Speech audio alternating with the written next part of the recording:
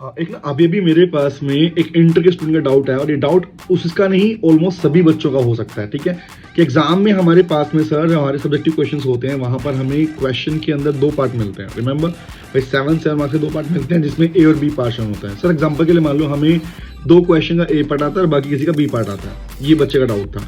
तो क्या अगर हम उसे अटेंड करेंगे तो हमारे 14 मार्क्स काउंट होंगे? Answer is no guys. ये ध्यान रखना, आपको अपने एग्जामिनेशन के अंदर जब अपने सीएमएंट्री की बात कर रहे होते हैं तो वहां पर अपने क्वेश्चन अगर आप चूज करते हो तो आपको वही क्वेश्चन क्वेश्चन चूज करने लिखने के लिए जिसका ए और बी पार्ट दोनों आपको आता है। अगर आपने ए पार्ट किया और बी किसी और का किया और आपने सब कर लिया, मैंने सारे क्वेश्चन अटेंड कर दिए, तो भैया सिंपल सी बात समझ लो, तुम्हारे नंबर पूरे नहीं मिलेंगे।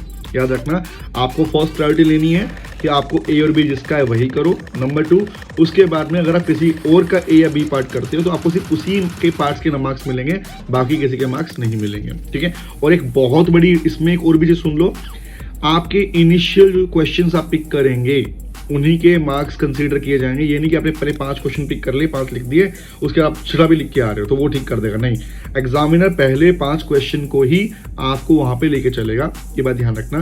तो गाइज इसी का ध्यान रखिए और ये गलती मत करके आना गाइज। ठीक है, तो अगर और भी इन्फॉर्मेशन चाहिए भाई ज्वाइन कर लो चैनल को। और यहाँ पर लाइव सेशन चल रहे हैं, कंपनी सेट पूरा रिवीजन करवा चुका हूँ, कॉन्ट्रैक्ट हमारा रिवीजन चल रहा है और अब राइटिंग पोर्शन स्टार्ट करने वाले हैं। तो लाइव ज्वाइन करना। Bye guys, take care, thank you very much, all the very best, bye.